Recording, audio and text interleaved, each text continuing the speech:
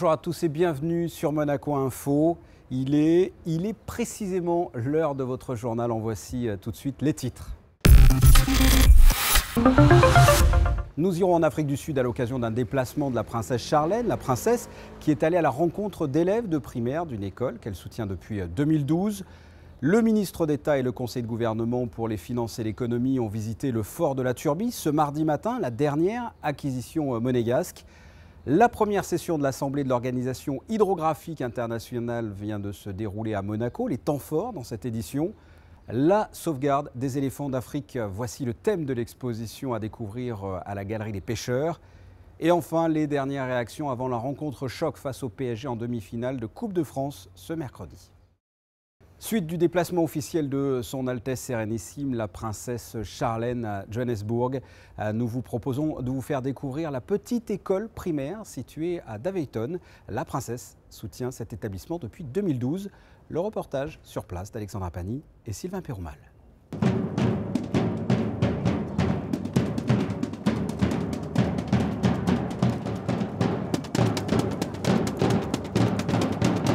C'est un jour de fête pour les élèves de l'école primaire de Gougoulezioué dans la commune de Daveyton. La princesse Charlène de Monaco est venue passer toute une matinée à leur côté. C'est un lieu qu'elle connaît bien puisqu'elle avait lancé ici même en 2012 sa fondation. L'école est située dans la région de Benoni où elle a grandi. La princesse de Monaco s'est donc penchée sur l'avenir de ses enfants par le biais d'un important programme. First of all, obviously my hometown is very close to my heart, and we started a program with my family to help educate at school. And what I thought was to, first of all, was to teach the children CPR, water safety, learn to swim, and on the side of that, I wanted to teach the children how to farm, because farming is very important for our country, well, for this country here, and that has been very successful, and the children are profiting from that, and the school too. Ce jardin potager est un réel espoir pour la commune. Il emploie de nombreuses femmes du village qui cultivent quotidiennement la terre. Les légumes sont en partie offerts aux habitants du quartier, l'autre moitié étant cuisinée à l'école pour fournir aux enfants 2 repas équilibrés par jour. Ce que j'aime ici, c'est que l'on apprend beaucoup de choses. J'aime aussi le fait que l'on mange équilibré. Nous faisons souvent du sport. En fait, ils nous permettent d'apprendre des choses que l'on n'aurait jamais su. Quand je suis à l'école, j'ai l'impression d'être à la maison. Nos maîtresses s'occupent très bien de nous, les cuisinières aussi. Entre enfants, nous pouvons jouer ensemble, manger ensemble, partager beaucoup de moments de joie. Nous avons beaucoup de légumes et nous mangeons très sainement. La nourriture est très bonne ici. Et à n'importe quel moment de la journée, quand j'ai faim, je peux aller en cuisine et l'on me prépare quelque chose. Notre école est une très bonne école, on nous apprend beaucoup de choses académiques. Les maîtresses sont très gentilles, nous enseignent tout ce dont nous avons besoin de connaître aujourd'hui. Nous avons une école bien équipée, nous pouvons pratiquer beaucoup de sports, le basket, le football, nous avons des filets. Donc oui, c'est vraiment une super école et les dames qui s'occupent de la cuisine nous préparent de très bons repas. Ce que j'aime dans cette école, c'est qu'il y a beaucoup de nature, de nombreuses plantes et d'espaces verts. J'aime beaucoup mes professeurs et particulièrement mademoiselle Mowela.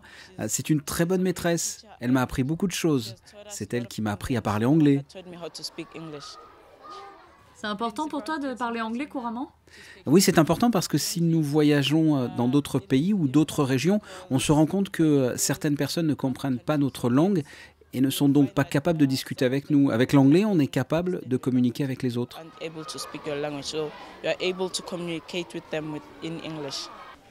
Bonissa, is it a rectangle? A rectangle. All right. Cette école construite en 1955 est aujourd'hui un réel modèle dans la région.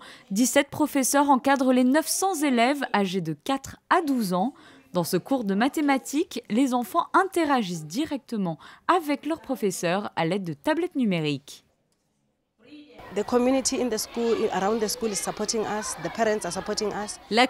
autour de nous et les parents soutiennent l'école. L'école est très fonctionnelle.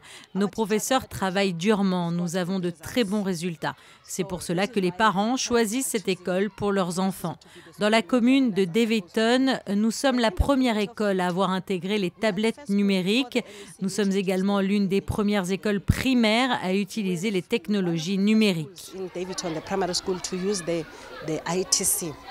La matinée s'est conclue par une démonstration de soins au premier secours sous le préau de l'école, une des actions phares de la princesse de Monaco. En tant qu'ambassadrice de bonne volonté de la Croix-Rouge et du Croissant-Rouge, elle plaide pour que les enfants soient formés au premier secours durant leur cursus scolaire. Après avoir montré l'exemple, c'est sous son regard bienveillant que les enfants ont pu tour à tour s'exercer. 5 ans s'étaient écoulés depuis la dernière visite de la princesse Charlène, mais ici, elle garde une place prépondérante dans le cœur de ses enseignants qui cherchent à former les leaders de demain.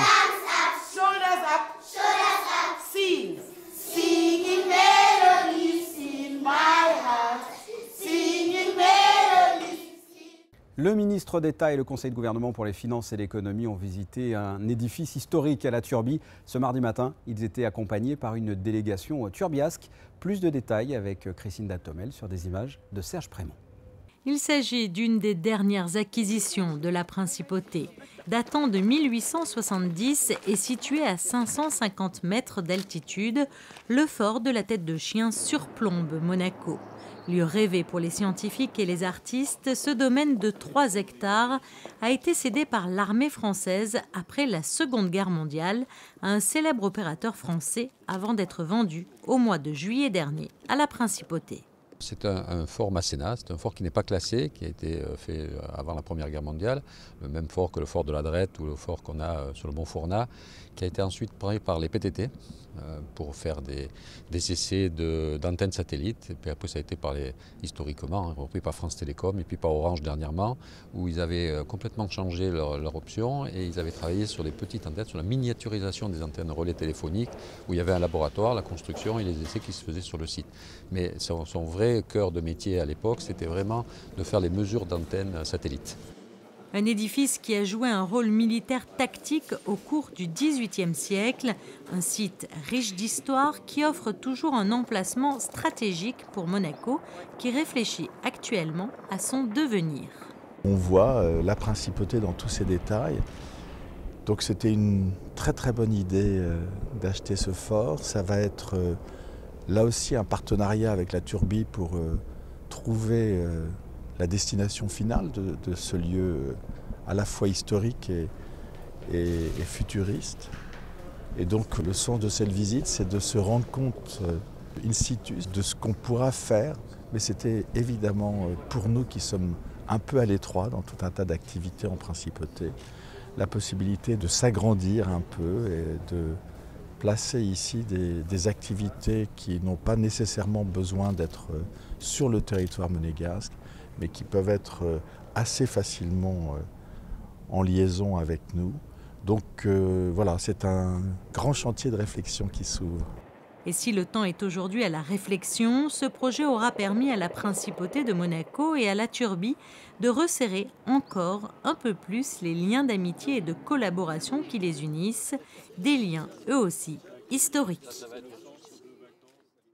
Tout au long de la semaine en Principauté se déroule la première session de l'Assemblée de l'Organisation hydrographique internationale en présence du prince souverain. Sandrine Nègre, Orazio Gaggino et Éric Pocoy reviennent sur les temps forts qui ont rythmé le 24 avril.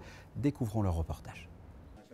La cérémonie d'ouverture de cette première session de l'Assemblée de l'Organisation hydrographique internationale a tout d'abord permis de rappeler les missions que l'OHI poursuit depuis le XXe siècle, comme la coordination des activités des services hydrographiques, la réalisation de cartes marines et de documents nautiques, ou encore le développement des sciences liées à l'étude et la description des étendues d'eau. Vous tenez en effet aujourd'hui la première session de l'Assemblée de l'Organisation hydrographique internationale, qui se substitue à ce qui aurait dû être la 19e conférence hydrographique. Cette nouvelle étape dans la vie de l'organisation permet de porter un regard rétrospectif sur son histoire et de mesurer les progrès accomplis depuis la conférence maritime internationale tenue à Washington en 1889 qui reconnaissait la nécessité d'une coopération internationale en matière hydrographique. 30 ans plus tard, en 1919, la première conférence hydrographique internationale se réunissait à Londres et décidait de créer le Bureau hydrographique international, ou BHI. C'est à l'invitation de mon trisaïeul, le prince Albert Ier, que le BHI, le Club des hydrographes, a été établi à Monaco 2 ans plus tard, en 1921, par 18 États membres. La première modernisation importante de l'organisation fut décidée par la 9e conférence hydrographique internationale, ici à Monaco, il y a 50 ans, en 1967. Autre temps fort de cette première session de l'Assemblée, la signature d'un accord de siège sous le regard du souverain entre le gouvernement représenté par le ministre d'État Serge Tell et l'Organisation hydrographique internationale représentée, elle, par Robert Ward. Puis-je, au nom de l'Organisation hydrographique internationale, vous remercier, Altesse, ainsi que votre gouvernement pour l'intérêt permanent et le soutien significatif que vous apportez à notre organisation. Et je voudrais aussi en profiter pour saluer vos efforts personnels qui visent à relever les défis environnementaux auxquels le monde doit faire face. En tant que gouvernement dépositaire de la Convention et gouvernement hôte de l'organisation, la Principauté se félicite des nouvelles dispositions qui renforcent l'efficacité de l'organisation et garantissent sa pertinence pour faire face aux défis d'aujourd'hui et anticiper les enjeux de demain. Cette efficacité et cette pertinence sont plus importantes que jamais dans la situation critique actuelle où le besoin de comprendre, de sauver et de protéger les océans est plus crucial que jamais. La pertinence requiert, à mon sens, une participation aussi large que possible aux actions menées. Je salue tout particulièrement la simplification du processus d'accession à la qualité de membre introduite par la Convention révisée. Je tiens à féliciter les nouveaux États membres qui ont récemment adhéré à l'organisation, la Géorgie, le Vietnam, le Brunei Darussalam, Malte et Vanuatu. Et parmi les autres pays cités, la Finlande, nation du lauréat de la médaille Prince Albert Ier, Juttia Korhonen, scientifique. À l'issue de ces temps forts au cœur de la grande salle, le Prince Albert II a ensuite effectué une visite afin de découvrir l'exposition de l'industrie hydrographique et celle des États membres répartis dans l'auditorium jusqu'au 28 avril. Le reste de l'actualité en bref. Le souverain dans la matinée a reçu les lettres de créance de 4 nouveaux ambassadeurs au palais. Tout d'abord Lord Edward Llewellyn, ambassadeur de Grande-Bretagne, suivi 1 heure plus tard par le nouvel ambassadeur de la République du Bélarus, Pavel Latouchka. Tilak Ranaviraja a également déposé ses lettres de créance en tant qu'ambassadeur du Sri Lanka. Et enfin, le souverain a reçu les lettres de Dalla Ala Elag Ali Osman, ambassadeur de la République du Soudan. Il s'agit d'un lieu très fréquenté par les touristes, mais pas seulement. La Galerie des Pêcheurs propose régulièrement différentes expositions afin de sensibiliser les visiteurs. Vous pourrez découvrir jusqu'au mois de juin un nouveau rendez-vous autour de la sauvegarde des éléphants d'Afrique. Sandrine Nègre, Alexandra Paolini et Louis Borgia vous en disent plus. Ils s'appellent Mutara, Wes ou encore Wendy. Ces éléphants partagent plusieurs points communs, dont celui, malheureusement, d'être ou d'avoir été directement en danger. Les adultes sont chassés pour leur ivoire par les braconniers et les éléphantos sont par la suite livrés à eux-mêmes, bien souvent sans accès à l'eau. Moi, ça fait 5 ans que je vais régulièrement au Kenya et j'ai été en contact avec les éléphants et ça m'a énormément touchée et j'ai appris que les éléphants sont des animaux qui sont vraiment menacés d'extinction. Et ça m'a emmené à réagir. Donc j'ai adhéré à une association déjà et je voulais montrer à travers les photos comment ça se passe. Il y a des gens qui font beaucoup pour sauver les éléphants. Daphne Sheldrick qui a fondé cette association David Sheldrick Wildlife Trust qui a fourni les photos aussi. Elle a créé 4 stations pour les sauver. Et elle sauve pas seulement les bébés, elle les emmène à apprendre à vivre en liberté. Un éléphant qui croit qu'il est assez mûr, qu'il a assez appris, il ne va plus revenir aux écuries le soir, il va rester avec les sauvages ou avec les autres ex-orphelins. Et le fait que ce rendez-vous soit organisé ici, au sein de la galerie du parking des pêcheurs, offre une exposition maximale, notamment parce que l'espace est emprunté par de nombreuses personnes au quotidien. Madame Ingrid von Antoni est venue nous rencontrer dans nos bureaux et nous a proposé des clichés du David Wildlife Trust pour exposer. Et on lui a dit que c'était une très bonne idée. Et depuis la fin de l'année 2016, on travaille sur cette exposition. Cet espace est géré par la direction de l'environnement puisqu'on gère le planning des expositions. Il y a caractère environnemental, mais d'autres entités comme la Fondation Prince Albert II de Monaco ou le musée océanographique ou même le CSM, le Centre scientifique de Monaco, utilisent de temps en temps cet espace pour sensibiliser effectivement les personnes qui viennent visiter la Principauté sur différents aspects de la biodiversité présente sur Terre. Je vous invite à venir nombreux pour découvrir ces clichés qui mettent en avant des hommes qui se battent pour préserver une espèce qui est malheureusement bien menacée. Et on espère que le David Sheldrick Wildlife Trust réussira à en préserver un maximum et que ces jeunes éléphantaux retrouveront la liberté dans les meilleures conditions prochainement.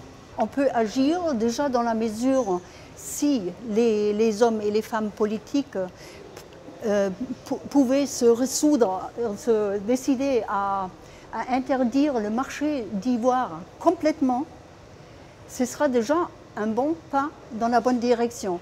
Parce que tant qu'il y a des exceptions, les gens peuvent écouler une partie de l'ivoire qu'ils ont encore en stock et ça permet aux braconneurs de continuer leur sale besogne. Sauver les éléphants d'Afrique, exposition à découvrir jusqu'au 26 juin. Elle devrait par la suite voyager puisque des dates dans d'autres pays comme l'Allemagne ou l'Angleterre seront bientôt arrêtées. Une exposition donc itinérante pour poursuivre le même objectif, sensibiliser le plus grand nombre à la cause des éléphants. Un mot de sport à présent et plus précisément de football. Mercredi, l'AS Monaco retrouve le PSG pour les demi-finales de la Coupe de France. Une équipe que les joueurs de Leonardo Jardim ont rencontrée à plusieurs reprises cette saison, en Ligue 1 et en finale de la Coupe de la Ligue. Le coach monégasque a décidé, suite à un calendrier chargé, de faire tourner son effectif en s'appuyant notamment sur des joueurs de la CFA. On écoute justement Leonardo Jardim à ce sujet. C'est la Coupe de France, la demi-finale. Après samedi, les matchs à la maison pour le championnat. Nous n'avons pas beaucoup de choix. Nous avons besoin de tourner l'effectif et garder un peu les joueurs plus utilisés pour samedi. Parce que si nous prenons le risque de jouer avec la même équipe mercredi, peut-être nous déjà sommes fatigués parce que peut-être ce sera un match de grande intensité. Et autre match samedi prochain, autrefois qu'on 2 jours seulement de récupération. Peut-être nous arrivons en mois de mai, totalement morte pour ça. Nous va changer, nous va utiliser les joueurs moins utilisés, nous va utiliser les joueurs de CFA pour faire l'équipe. Ce journal est terminé. Merci de votre fidélité. La suite de vos programmes sur Monaco Info a commencé par votre magazine ciné préparé avec soin par José Sacré. À très bientôt. Au revoir.